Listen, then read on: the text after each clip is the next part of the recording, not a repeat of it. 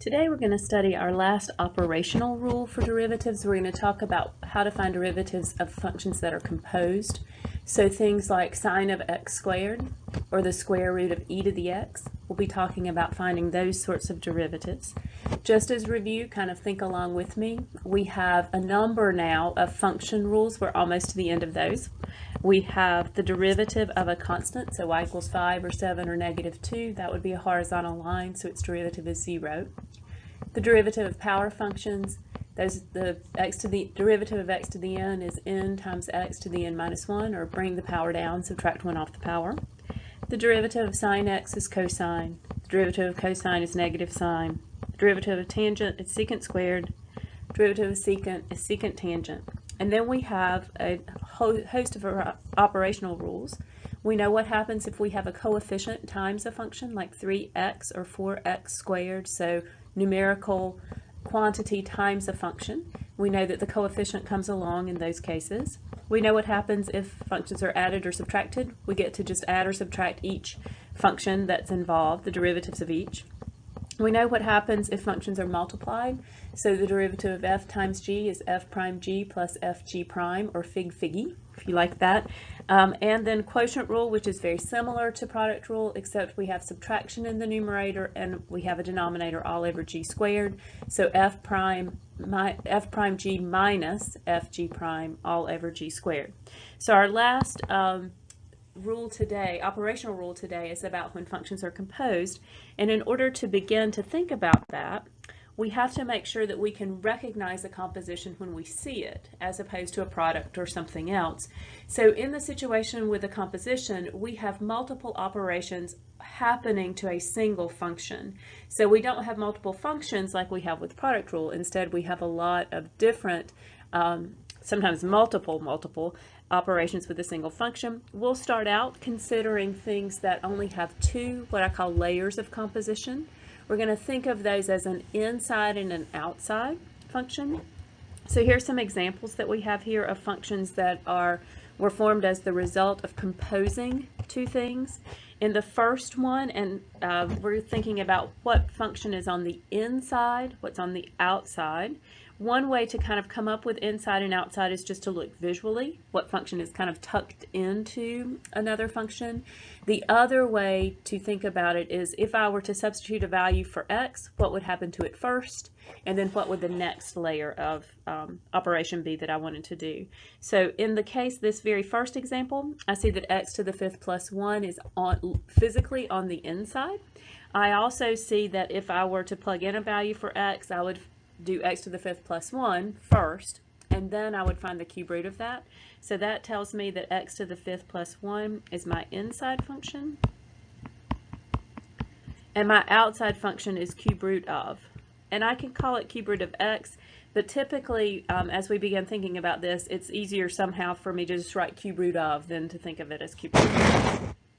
In the second example, this one is a more challenging one to see inside and outside.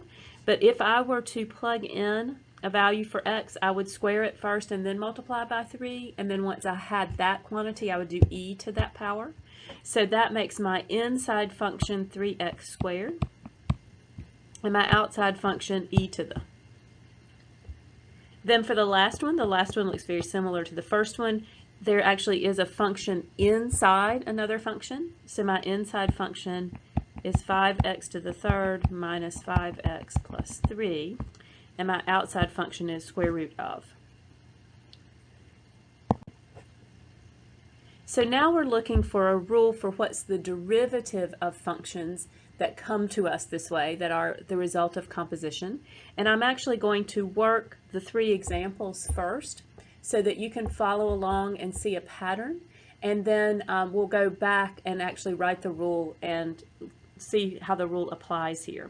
So the derivative of the cube root of x to the 5th plus 1, I'm going to rewrite it first of all, the same way as I've been doing all chapter, as x to the 5th plus 1 to the 1/3 power. I don't like those roots. I don't have a rule for roots, but I do have a rule for powers. I'm going to do that. And then I'm going to write the derivative, and I'm not going to tell you what I'm doing. I'm just going to let you think and see if you notice a pattern. The derivative of that function is 1/3 x to the 5th plus 1 to the negative 2/3 times 5x to the 4th.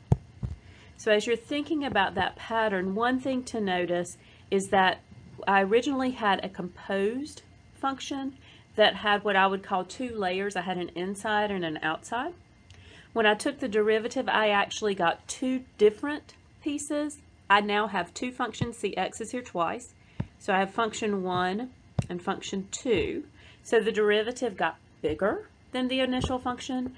Also notice the derivative pieces here. So x to the 5th plus 1, the inside function, appears in both the initial and the derivative. See it there in both places. Notice that in the derivative version, the power changes.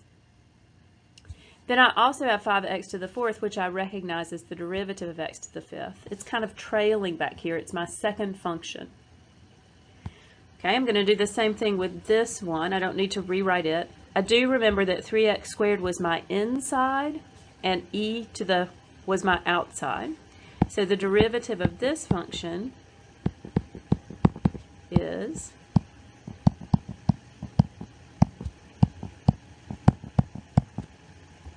and again, I'm going to notice what I can see about a pattern here. I see that I started with a single function. I ended up with two separate pieces to the derivative, two functions in the derivative. They're multiplied in between. I also see this happening again. Up here, I saw that I had x to the 5th plus 1 and its derivative 5x to the 4th kind of trailing there. The same thing happens here. I see 3x squared as my inside. 6x is kind of trailing out here. It would be the derivative of 3x squared. And then I also notice that I know the derivative of e to the is e to the, and I see that happening here. Okay, last one to kind of notice the pattern before I write the rule. I'm going to rewrite this one also.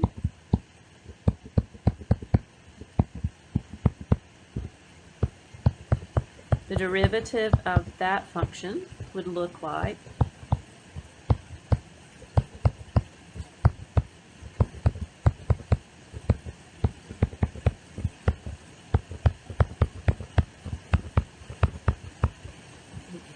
just minus 5 down there. No minus 5x, just minus 5.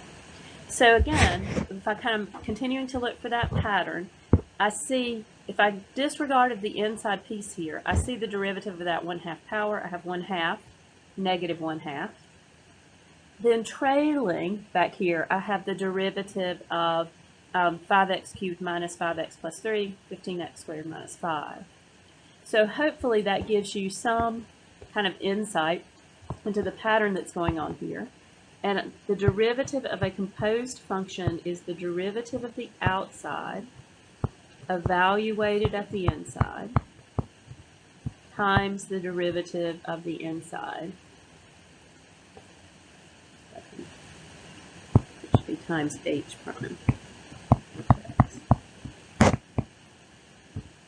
So let's see if I can then apply that rule now that I know what it is to the functions down here. So the outside function you told me was cube root or 1/3 power. Here's its derivative, 1/3, negative 2/3. The inside stays inside. Then I went back and did the derivative of the inside piece. Same thing here, e is my outside function. Derivative of e is just itself with the inside tucked in. See, 3x squared is still in there. Then I went back and trailed it with the derivative of 3x squared, which is 6x. Same thing happens here. My outside function is 1/2. See its derivative down here, 1/2, negative 1/2. Inside block, we'll call it block, just stays there. Then I went back and did the derivative of the inside piece, 15x squared minus 5. So here it is written perhaps more in a nicer format than I just did, try to do it with my pen, and in words. The derivative of a composition of two functions is the derivative of the outside evaluated at the inside times the derivative of the inside piece. We can have multiple layers of our composition. So we might not just have f of g, we might have f of g of h of x. We'll see some of those, but we still do it in layers. It's kind of like peeling an onion. So we start on the outside, find its derivative, the inside of the onion's still in there, and then we go back and peel out the inside piece. Or kind of like, I don't know, the Chinese nesting dolls. So So you have, the outside, and then you have the inside still in there, and then you open the inside. Okay, let's do some examples here. So this one is much like one we did, and if you want to pause here and try to work these out on your own and then check your answers, that's what we would do if we were in class, so that would be a really good idea. So here I recognize my outside as square root of, so I'm just going to write out equals square root, or 1/2 power. That would be a better way to write it, or something to the 1/2. My inside function is x cubed minus 2x plus 1. So here I go doing my derivative. I'm dealing with the outside, so I'm dealing with that 1/2 power, 1/2 something to the negative 1/2. And my rule tells me that something is the same thing it was to begin with. It's still g of x, no change. Derivative of the outside, leave the inside alone.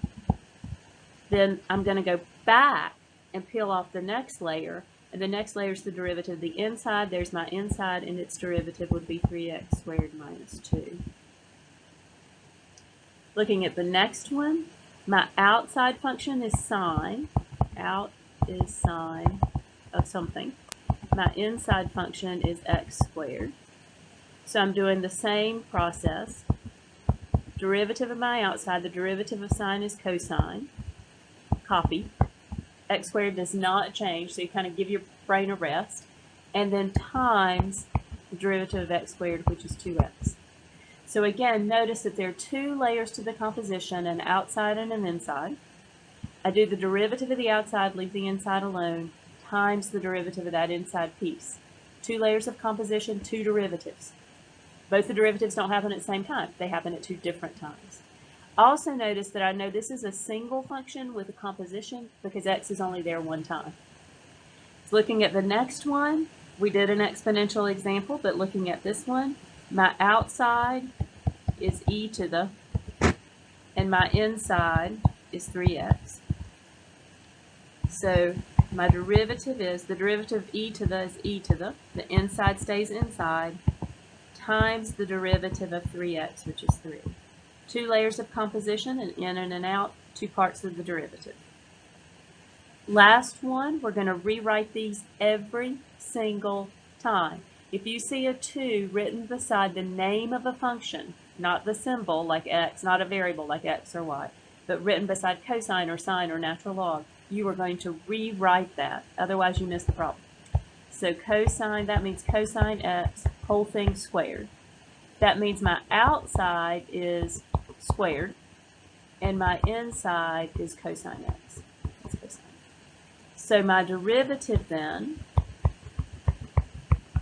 derivative of something squared is 2 times something to the first power. So there's the derivative of the outside. I can write the 1 up there if I want.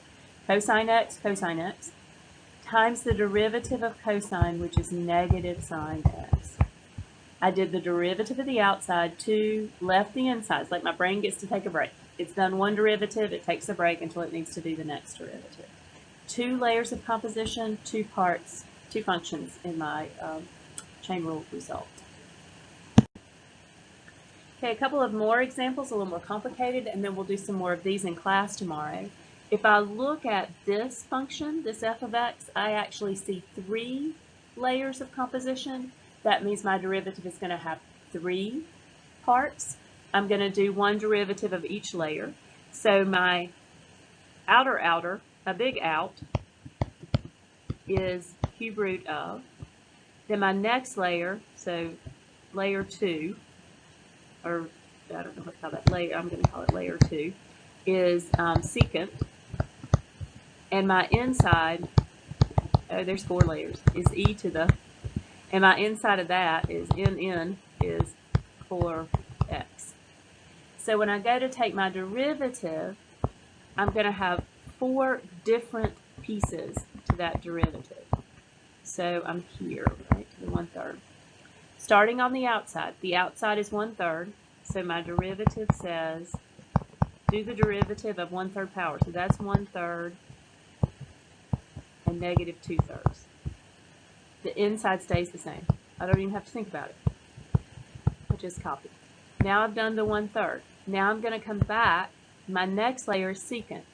The derivative of secant is secant tangent. Secant, notice that it gets plugged into both pieces, tangent. There's an x in both of those places, so e to the 4x gets subbed in there both times. So now I've done secant. Then my next layer is e to the derivative of e to the is e to the, and then my next layer is 4x, and the derivative of that is 4. There were 4 layers, and there's 1, 2, 3, 4 derivatives. You should be able to tie them back exactly. 1/3, negative 2/3 is the 1/3 power. Secant tangent, secant e to the is e to the, 4 belongs to 4x. Also notice that it kind of gets smaller as you go through. Inside here, secant e to the 4x. Inside here, e to the 4x, e to the 4x. Inside here, 4x, and then finally 4. Okay, our last example here, I'm going to rewrite that square, x sine x squared, every single time. I'm going to rewrite that. Then when I look at this, there's additional complication. I see the composition, that's here, but then I also have an x hanging out there. And so that means I have 2 functions, not just a single composition here. So I have product rule, right there, going on with the chain rule in the second part. So product rule is kind of my big rule, and then when I go to find the derivative of a single function, that's when I'm going to see chain rule. So I'm going to think of this as f and this is g, and I'm doing fig-figgy. So the derivative of x is 1 times g unchanged. This is not a derivative. That second part is not. Plus, so that's fig plus figgy, x unchanged. Now when I get to produce the derivative of sine of x squared, that single function, x is only there one time, I am doing chain rule. So outside's my 2. 2 comes down, the inside stays the same, and now I'm to the first power. I can write the 1 or not. Now I've done the 2, now I'm going to do the derivative of sine, which is cosine. And then I can keep going and do the derivative of x, but the derivative of x is 1. Notice that for each layer of the composition, to get those 2 parts, I'm returning to this original composed function. I don't ever look at this and find a derivative. Then I'm finding a second derivative. So I'm always referring back to the original problem to find the pieces of this first derivative. All right, that's it for today. Make sure you do the quiz so you can try some of these so I can see where you're having trouble. This does tend to be the hardest derivative rule, but we'll have lots of time to practice on it in class tomorrow. So I will see you then.